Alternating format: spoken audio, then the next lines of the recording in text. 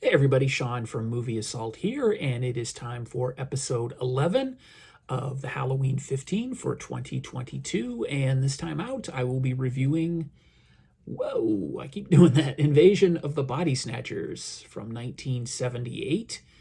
And here's the Blu-ray. This is what I watched.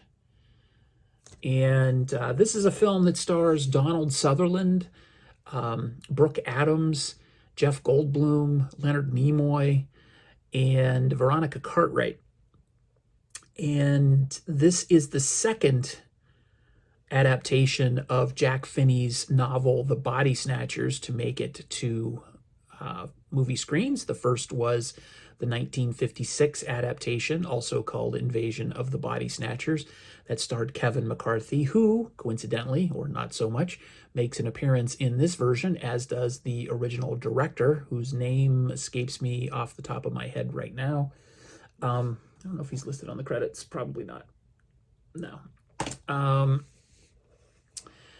But this was a movie that, yet another movie that I saw when I was quite a bit younger, totally forgot pretty much everything about it.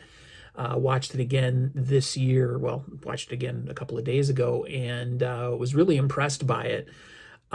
If you're not familiar with the story, I'll sum it up as succinctly as I possibly can.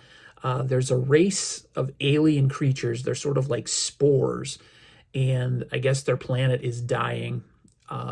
So they float off to Earth, carried by solar winds, and they descend, at least in the movie. I'm assuming they descend everywhere, but in the movie, it concentrates on San Francisco. And they descend in a rainstorm. They attach to plants, and they sort of crossbreed with the plants, creating this sort of little pod with a little flower on it. And I don't know if it's specifically designed to be attractive to humans, but people think they're pretty, pick them, take them home, as humans are wont to do. And then they reveal their true menace, which is that they attach themselves to people who are close to them when they fall asleep and produce a duplicate of that person. And then the pod sort of eliminates the original version of this person. The duplicate has all the same memories, the looks, everything of the original, but they have no emotions. They have no feelings. They're just sort of like drones. So the film focuses on two characters, Elizabeth, played by Brooke Adams, and Matthew, played by Donald Sutherland. They both work at the San Francisco Department of Health, and Elizabeth starts noticing that her husband isn't acting quite like himself. And she brings this up to Matthew, her coworker, and he kind of brushes her off, I guess is the best way I could put it, and basically tries to take her to a psychiatrist, played by Leonard Nimoy. And he plays Dr. Kibner, Dr. David Kibner. And Kibner tells her that, he's kind of sort of trying to placate her, saying, that this is something emotional. Nothing really has happened. Her husband is still her husband. And then Jeff Goldblum, who plays a mutual friend of Dr. Kibner and Matthew, he happens to notice this half-formed version of himself in the mud bath that he owns with his wife, who's played by Veronica Cartwright.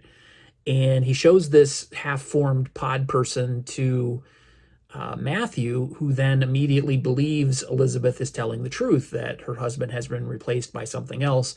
So he rushes over to her house, and the rest of the film is kind of a chase, not really a chase, sort of an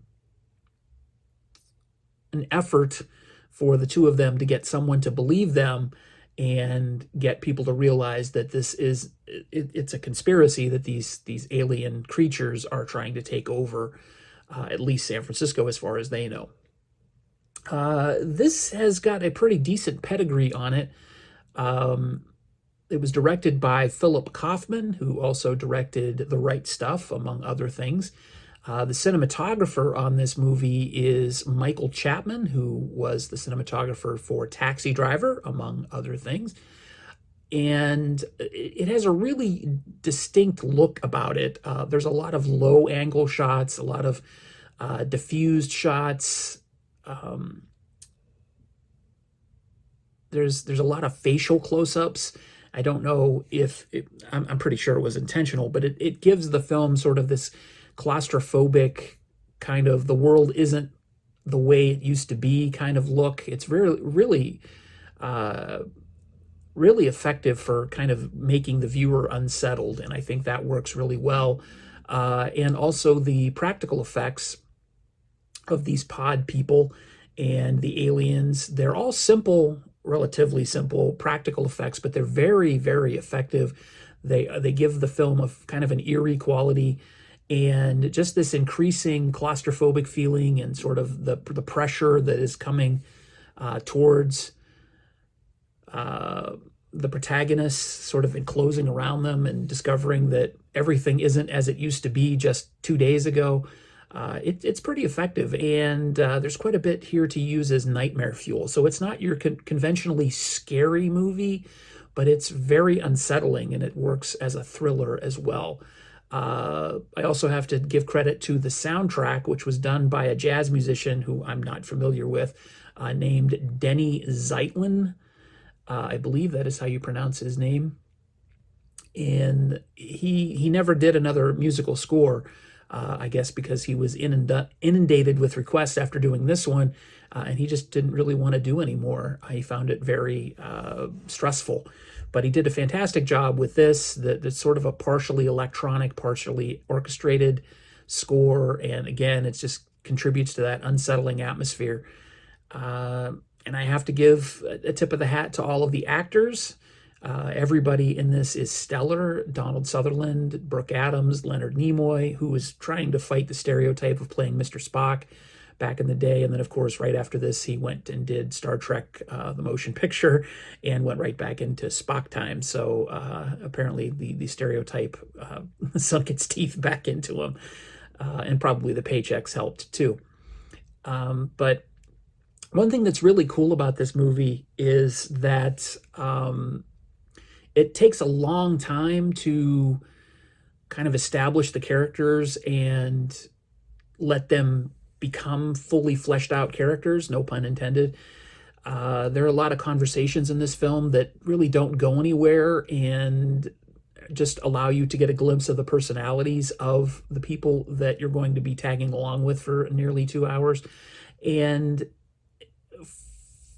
I think that's really refreshing, especially in this day and age where everything is sort of, rapid fire editing and everybody has no attention span and whatnot. So this is kind of one that kind of you can marinate in for a while. And with that atmosphere that I keep referring to, it kind of gets its hooks into you, and it really can mess with your head. So it's not a conventional horror movie as in haunted houses or slashers or anything like that. It's a science fiction thriller with horror elements, I should say. So this I'm definitely giving a really big recommendation on. This one is getting a 9 out of 10.